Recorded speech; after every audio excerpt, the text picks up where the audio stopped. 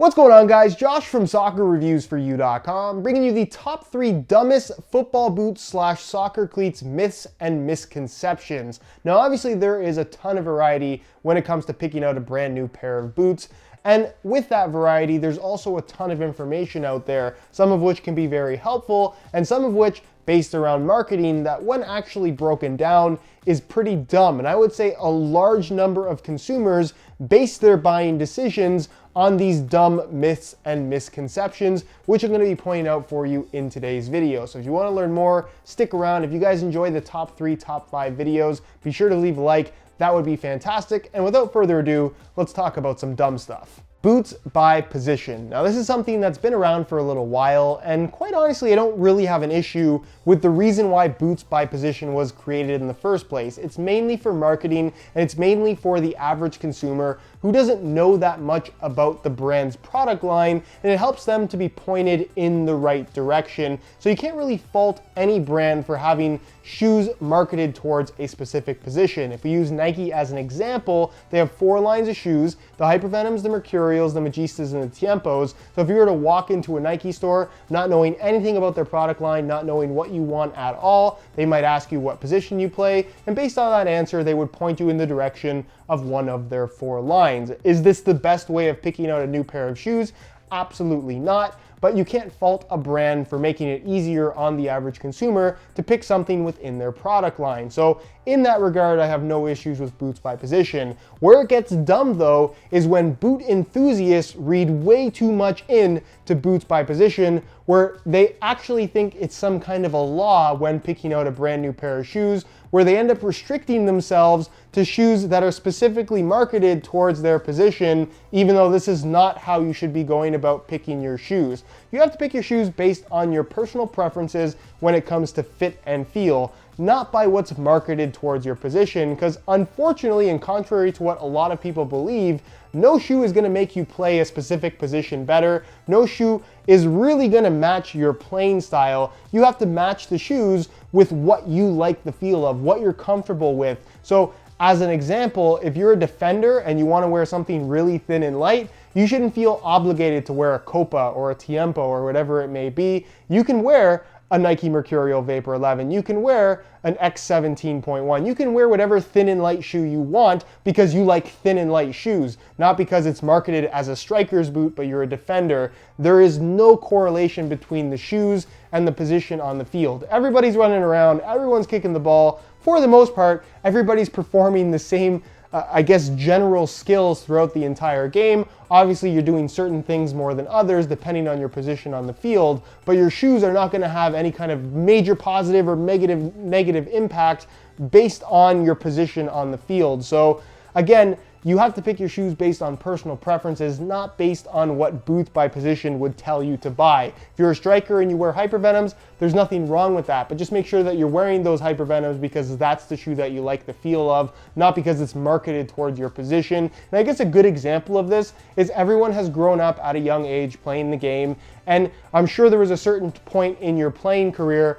where you didn't necessarily have a specific position and you'd play all over the field. And I can guarantee you that while growing up and your coach was telling you what position to play on the field, and it was a different position every game, he would never tell you that you couldn't play a specific position because of the shoes on your feet, or you could only play a specific position because of the shoes on your feet.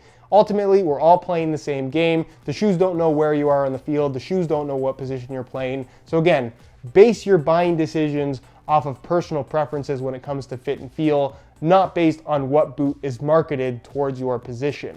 Wet weather control elements. Now, this is something that is relatively new. Nike kind of started this trend with the introduction of ACC all conditions control. Adidas has it now with their non-stop grip dots, and other brands are following suit as well. The idea here is that you have some kind of a wet weather control element, be it invisible, be it a physical element on the shoe, that allows for better grip on the ball in wet playing conditions as you would have on the ball in dry playing conditions. It sounds like a great idea, and people really seem to be enthused about this concept. Unfortunately, the reality is that people are buying so much into these types of technologies, and the end result in terms of actual performance benefit is pretty much zero in my opinion. If you are somebody that's had the opportunity to wear, I guess, all the top end models from Nike within their current generation, if you wear a Hypervenom, a Magista, a Mercurial, and a Tiempo, the top end ones, all of them have ACC all conditions control,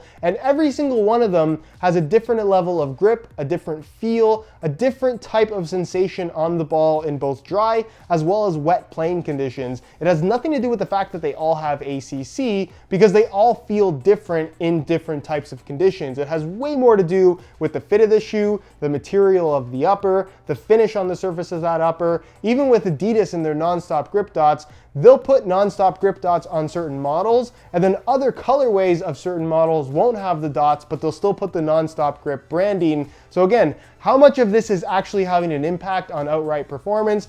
I would argue that it's pretty much not affecting anything. It's just something that they've added on as an extra feature for their high-end shoes. It costs them pretty much nothing, and a lot of people really value those particular features, even though they're not really doing anything. They're marketed as being very valuable features, but are they a good reason to buy a specific brand or to spend the extra money on the top-end model for your all conditions control, for your non-stop grip feature?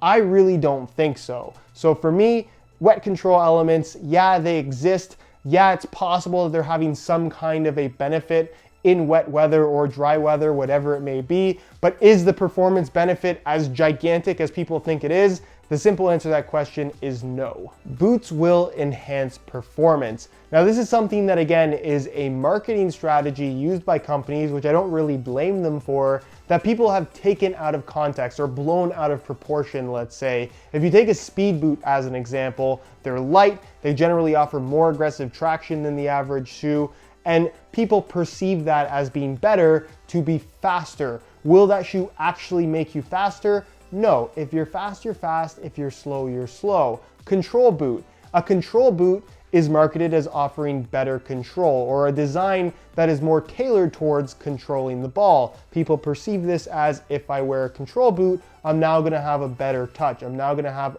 better control of the ball. And again, that is unfortunately not the reality. No shoe is going to enhance performance. No shoe is going to enhance attributes. If you're slow and you put on some Superflies, guess what? You're still slow. If you have a bad touch and you put on a pair of Pure Controls, guess what? You still have a bad touch. If you don't shoot well and you wear some Mizuno Wave Ignitus 4s, guess what? You're still not gonna shoot well. It's all based on personal preferences when it comes to fit and feel. That's how you should go about picking your shoes. Again, they market certain shoes towards positions and certain attributes, again, for the average consumer who doesn't know any better, to be pointed in the right direction. It's more of a suggestion rather than an actual law when it comes to picking out your shoes. So it's really, really important that, again, you do your research, you take into consideration the characteristics of the shoe in terms of how it fits, in terms of how it feels, and match that up with what you're looking for. So if you're a fast player